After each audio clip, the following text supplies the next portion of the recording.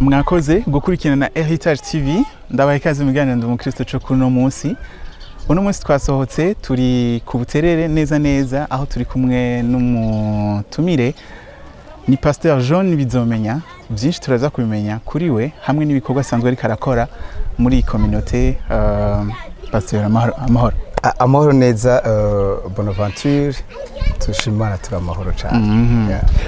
Woshobora kutubwira mbega Pastor John Bizomenya ninde?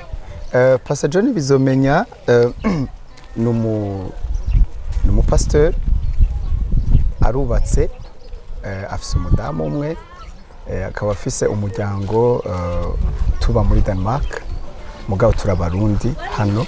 Ni umwana w'umuhererezi wa nyuma mu muryango w'abana batanu. Yes. Ni Pastor John Bizomenya urongoye Winners Ministry. Winners Ministry abantu batahora ko ari iki? Ubaje ikibazo ciza. Winners Ministry ni umuryango w'Ukristo ufise ico twokwita ufise igikorwa ufise muri wo. Ni umuryango w'Ukristo ufise umutima wo kwigisha abantu ibintu bibiri bikomeye. Ikintu ca mbere, Winners Ministry ni umuryango w'Ukristo wabakijijwe wigisha abantu ubutumwa bujanye no gutsinda no kunesha mu buryo bw'imibereho yabo no mu buryo bw'agakiza kabo. Navuga ivy'imwemu hamwe n'ivy'umubiri. Ntituza kuvuga cyane ku vy'imwemu. Uno munsi ndashaka twinjire muri ivyo nyene vy'umubiri kubera birazwi yuko atakwizera kutagira ibikorwa kuba gupfuye. Ni biki muri ko murakora neza na neza mu bijanye no gufasha abantu no kuri ico c'umubiri? Murakoze ku kintu kijanye no gufasha abantu mu kubaho kwabo. Ni ishami rimwe muri amashami bimvuze. Turiko turaraba abantu tubafasha mu makategori atatu. Tufasha umuntu mu kubaho ari muto mu gice c'abanyeshuri c'abana bato no mu gice c'abakuze bari désespéré n'ibihe by'ubukene n'ibindi n'ingwara. Hama tugafasha n'abakuze bari mu myaka ya nyuma y'abatamakazi n'abatamu. Naho twifokasinga muri zo angle zitatu mu gufasha ibisanzwe. Yego. Uno munsi nivyo twabagendeye, twabonye abagore bariko barashona. Turabona n'ugwaruka ruriko rurasudira muse n'ibikorwa by'uburimyi. Mbega impact mushitse ko imeze gute? Hanyuma mwana bitanguye ryari? Noheraho twabitanguriye ni iciyumviro caje kuko jewe nanje ubuzima nabayemo bwabaye ubuzima butari bwifashe, nakuri muza butifashe. So bica binyubakamwo yuko ivyo nabayemo nto kwifuriza undi muntu kubibamo. Ico gihe rero nakoresheje ubushobozi Imana yampaye, ndakora akazi ahomba.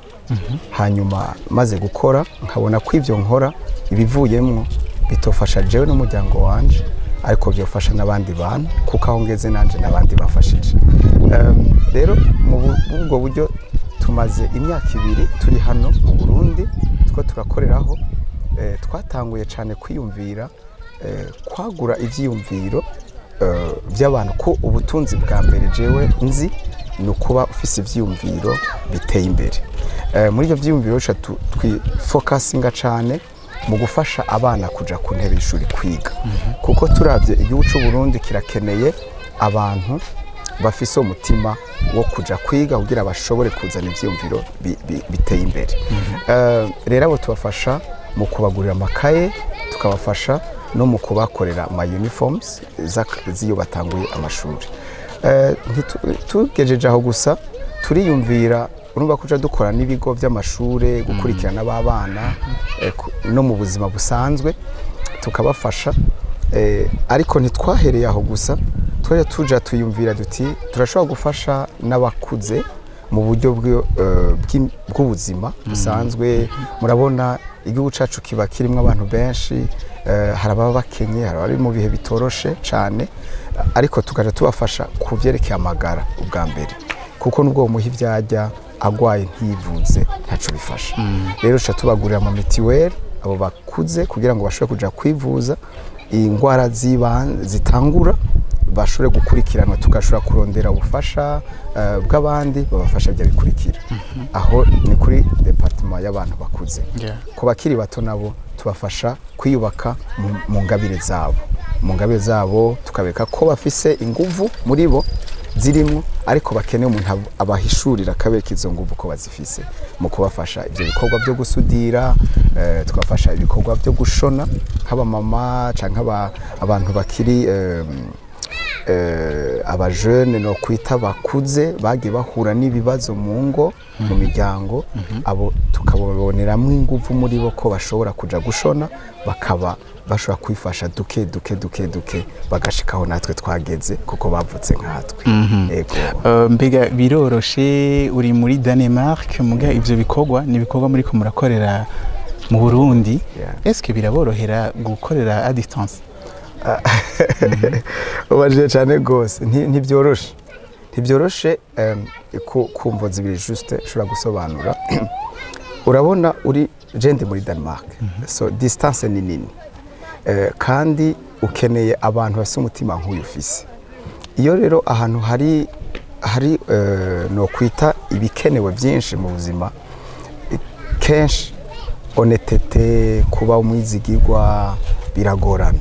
Rero nico gituma kenshi binkundiye nza kabiri mu mwaka kugira ngo ashobore kugira ya suivi na ba bantu turiko turakorana nabo, ko shima gukorana na bake mugabo bamaze kwa bizigirwa, numva mu mutima wanje ko ari amen. Hama ico gihe tukakurikirana, ntivyoroshe koko nivyo, kuko hari igihe twabigerageje kenshi tugasanga tuja hasi kubera atabwizigwa bw'abantu baba ari kuri yo terrain. Ariko ndashima Imana uko biri kose, hari abantu uri kurakuza ubu nk'abo washizemo ubwo buryo bakiga gushona, abo nibo ukura mu abizigirwa kuko barabaye persevere, urugendo mwafashe ni runini. Rero ntivyoroshe, ama challenge ni menshi, ariko iyo ahari twizera neza ama challenge yuko dukuramwo ikintu ciza cyane.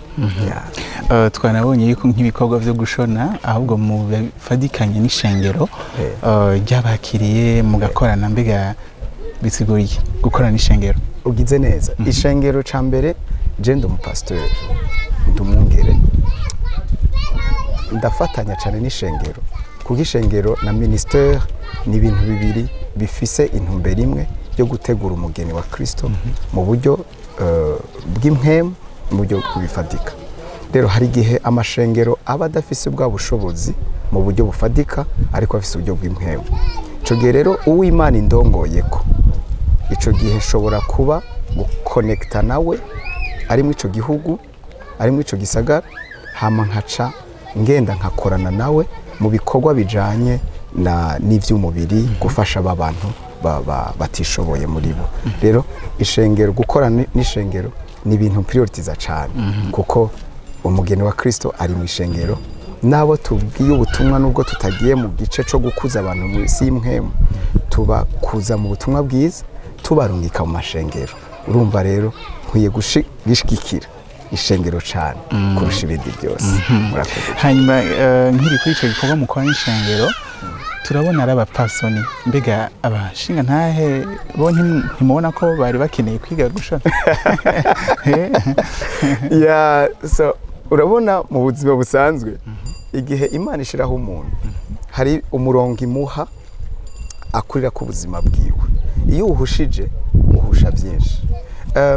Nko gushona, jewe ku bwanje ndabye aho tubitanguriye, nabonye ko abantu bari vulnerable cyane ari igitsina gore, kuko namba mwabonye ba bantu bashona mwasanze ari abamama, iyo barabye nabo bakeneye gufasha. Rero abo jewe mbahitamo cyane kubakore ko ari bo mpagurukana nabo, kubera bo bahura n'ingorane nyinshi kurusha abashingana, kurusha abagabo, kuko umugashobora kumara iminsi 3 atari yari umukristo akihangana, ariko umumama biragora ko afise abana, ko afise mu mutwe bigoye afise za mpuhwe uyo rero gufasha igitsina gore cyane ni ico kintu jewe numvise gikomeye mu gushona muri domaine yo gushona cyane ariko turavye muri domaine ya sudire nta mugore usangamo oya usangamwo abahungu bakomeye bakira abajene ubona yuko bashobora guterura bakakora ico gihe rero abo nibo duca dushigikira mu rugo buryo aba mama bashigikira mu byo gushona kuko muri iyi ntango yavyo nuko mbona aribo bari mu bihe bitoroshe hanyuma mbega muri kazoza mwifuza ko kino gikorwa kibandanya gute mukibona he muri kazoza mbona ibintu binini ibintu byagutse ubwa mbere mbona mu buryo bw'impwemu mbona mu buryo bw'impwemu hari umugeni wa Kristo ariko arategurwa mu buryo bw'uko amarangamutima we yakomeretse ashobora kuronka icyo afungura akaronka icyo yambara akaronka no kubaho bisanzwe n'ubumenyi mu mashuri ubumenyi bwo kumenya Imana bukagenda bufata n'ubumenyi bwo kubaho mu buzima busanzwe igicapo jewe mbona muri kazoza mbona igihugu cy'u Burundi cabaye nk'ahantu heza hakomeye hafise abantu bateye imbere mu buryo bw'impwemu biciye muri Winners Ministry no mu buryo bw'imibereho bateye imbere muri Winners Ministry abo rero hazovamwo abapasiteri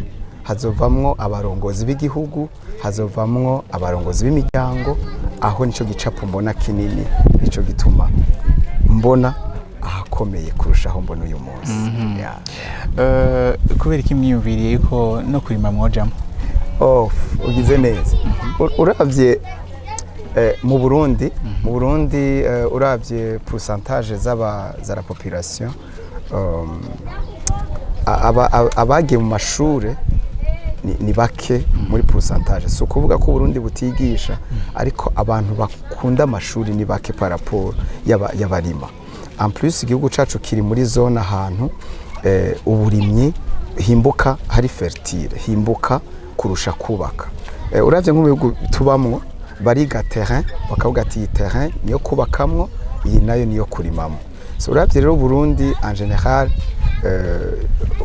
nubwo kurima uburimyi ni departement canke n'ahantu worimira hagahaza abantu benshi kuko iyo abantu barimye barimbura bakorora bakimbura abantu bakabaho so rero iyo rero mudafise income ibiza byinshi bibatunga mu buzima murimye isi irabaha ibyo mubeshwaho so ninje rero mu burimyi cyane natanguye igiterwa c'umuceri ego cyane kuko narize iyo system ndavuga none gufasha abantu udafise ibyo ubaha biva muri za nguvu ukore yuri ni biki ariko ndavuga nti ndose terrain yo kurimamwo umuceri uyo muceri no ushora canke undi bakawurya nkashitsa zanzu zuko mbona abantu badashonje batuganye canke ab'Imana duhaye rero ninje mu burimyi uko ndarima iyi ni sezo ya mbere ndimye by the way ndaho murimyi cyane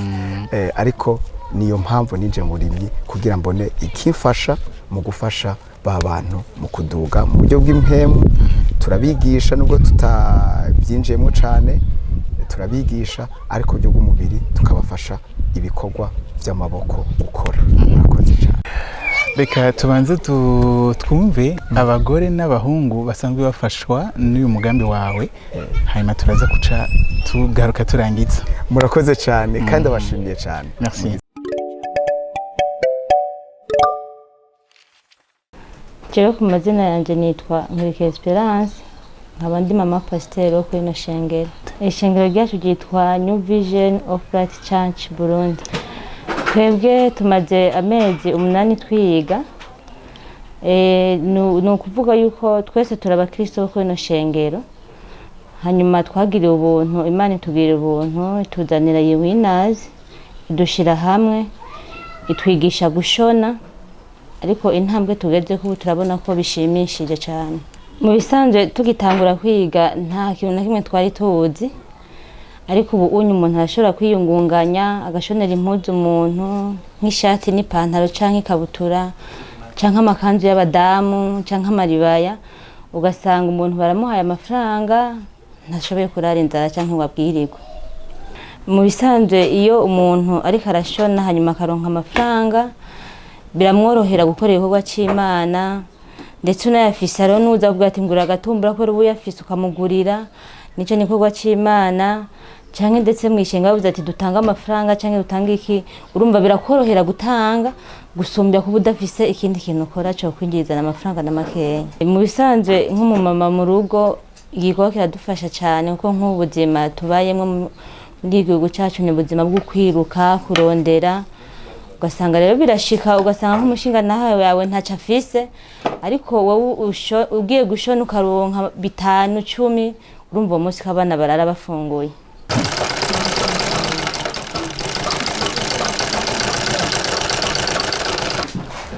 Ku mazina yanje nitwa Kwizera Aline, sanzwe ndi muri ibi bintu byo gushona ndabafasha. Urugezo tugezeko aho mbona jengeza amaso rurashimishije kuva mu ntango, kuva dutangura mbona tugeze ku ntambwe ihagije. Ibyo tubona nk'ama uniforme y'abanyeshure, abasegondere n'abaprimaire, turamaze gushona ama uniforme y'abanyeshure n'utundi nyene tundi turashobora kudushona, ariko hanini nk'ibintu bigaragara na ama uniforme. Umwuga uradufasha, uratwinjiza amafaranga muri duke nyene dushoboye, hari abatwizera bakatuzanira tukabafasha tukabashonera, hama tukabona ko umuntu ari ico yinjije bikaduteza imbere. Nico gituma turi ngaha tungana uku, yataba ataco vyinjiza ndibaza ntitwaba, nta muntu yari kuzana ngaha. Umuntu yimviye kino cimviro cambere turamushimiye cane, yarakoze kuko yadufashije igikorwa gikomeye. Byari bigoye ko abantu nk'aba boja hamwe tutayifashijwemo n'uwundi muntu, rero turamushimiye vy'imvamutima, yarakoze. Ntitwovuga ngo nageza, ariko ahubwo nadufashe kuko hari indi ntambwe dukeneye kugerako iri hejuru yibi. Ibi kuba mubibonye ni nk'intango, ariko turakeneye kugera hejuru tukiyungunganya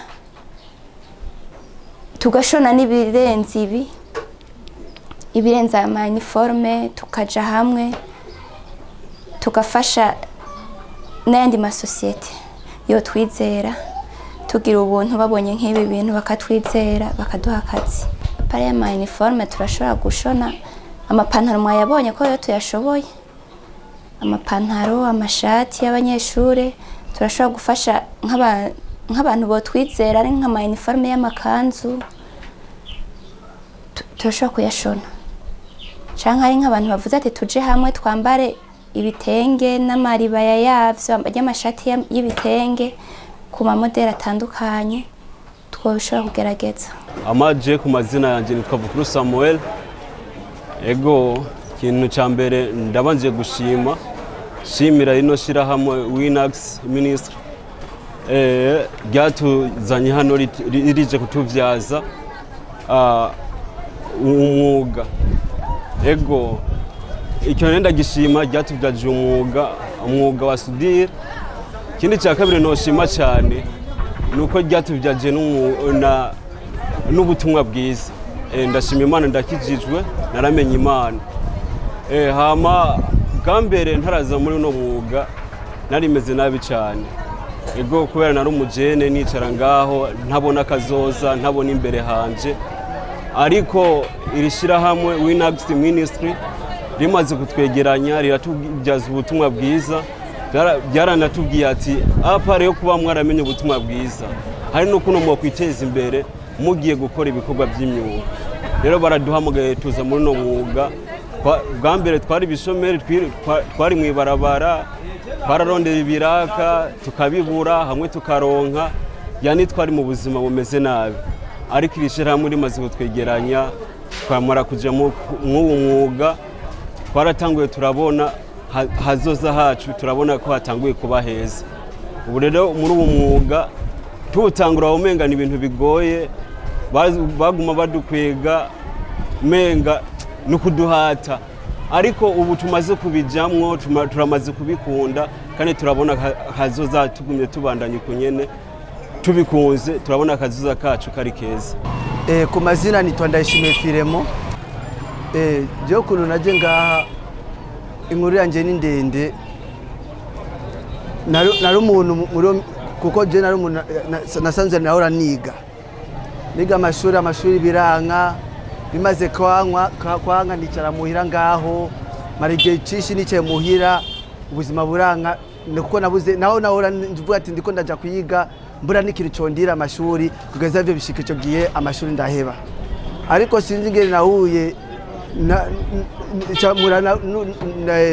ni Winners Chamari Winazi bicaraba magara cyambe baduhamagara kunuze batubwira icereke ijambo ry'Imana, tugisha ijambo ry'Imana, no mu nyuma baca bavuga ati batangura kutwegeranya hamwe batwigisha ikintu tutashobora kwiteza imbere kwiga imyuga. Ico gero nkiza nga bakituzana ngaha namenga wamenga ibintu sinzi navyo naje nk'umuntu menga atavyo naje tangu atayimfuro ndabibonamo, ariko nabinuze nanguvu nabishiramo, ariko maze ko naguma mbandanya nkabona ukuntu baguma badukurikirana batuba hafi, no mvuga ati burya bya bintu birakamaro ko ubu ndavyo ubu aho ngeze, ndavyo aho ngeze ubu ndashobora kwibeshaho, ndashobora kuvuga ati ndashobora kugenda ngakora ahantu karaka nkora akantu karyango uwo munsi bugaca, kuko ishobora vraiment ryadufashije igikorwa kinini cyane nuko icyo mbona no kwifurije vraiment nuko mbona nuze cyamfashije aho cyamfashije nkabangeze uko, nuko mbona ko n'abandi bagenzi banje bari mu yindi zabanye bakiri mu nuze nkuko novuga ati babandanije ko bagigiye kigeze, vraiment bagigiye kigeze kuko sirabona imbere n'inyuma, ariko ubu ndabona avuga ati ndashaka kugenda ahantu nkaronka n'ayagafu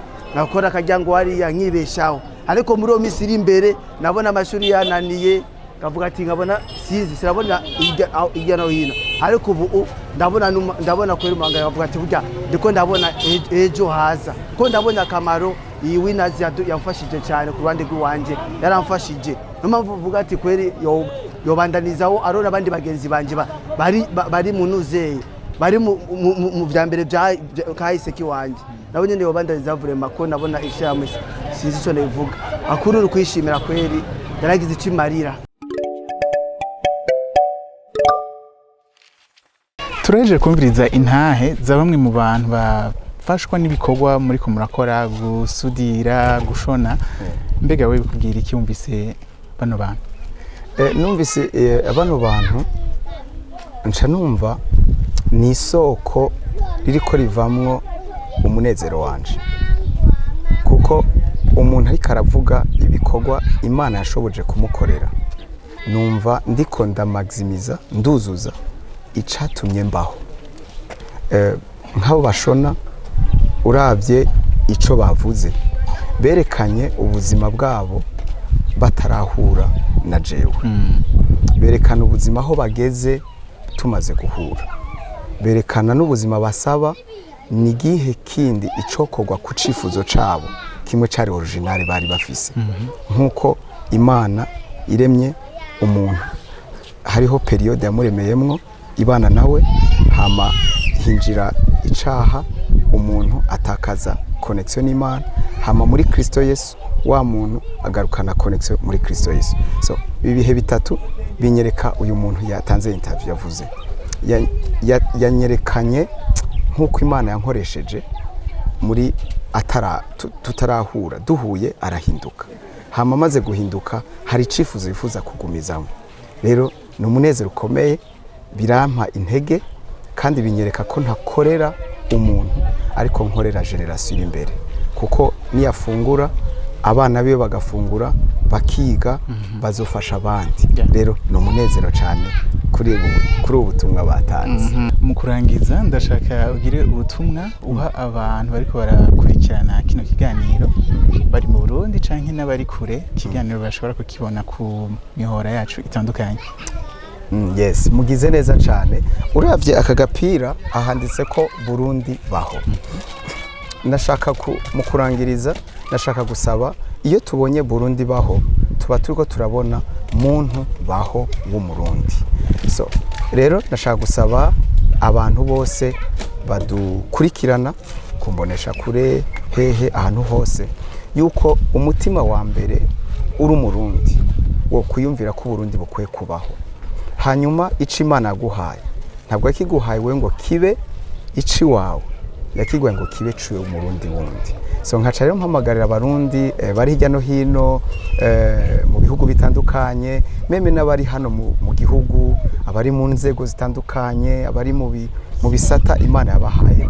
Suko yaguteretse aho hantu irabiguha kujya urajya ibindi urabisesa, urambara izindi mpuzu ukaziheba, urabayeho n'umuryango wawe wewe n'abana bawe, ariko intumbero y'Imana ntabwo ari wewe n'abana bawe, ariko ni wewe n'abandi bantu. So rero nahamagara bari hirya no hino kumva uyu muhamagaro dufise ubutumwa bwiza bujanye nuko umuntu yokura akabaho, muze dufatanye muri Winners Ministry dushigikirane, hanyuma bike byanje na bike byawe iyo bigwiriye biba byinshi gufasha community y'abarundi hano hano. Murakoze cyane. Yes. Ndagushimiye cyane Pastor John Bizamenya. Yeah. Nego murakoze cyane, ndashimye kandi no kuri Heritage TV turabashimiye cyane, abakameramani beza cyane turabashimiye cyane ku kigoro kanyu mukadusanga kuri terrain aho turi kandi mwe mufite byinshi byo gukora. Imana bahumugisha. Murakoze cyane. Ndabashimire namwe kuba mwadukurikiranye kuva mu ntango gushika mu mpera, ngira ngo mwashobe kumenya ibitari bike ku bikorwa Winners bariko barakora. Mubandanye mudukurikirana kuri Canal Plus amajana 662 na Star Times 105 hamwe no kumihora itandukanye YouTube, Instagram, X. Murakoze. Ikiganiro cacu kirangirize nga duha nisango mu kiganiro cuta hamwe n'undi mutumire. Imana ibahezagire.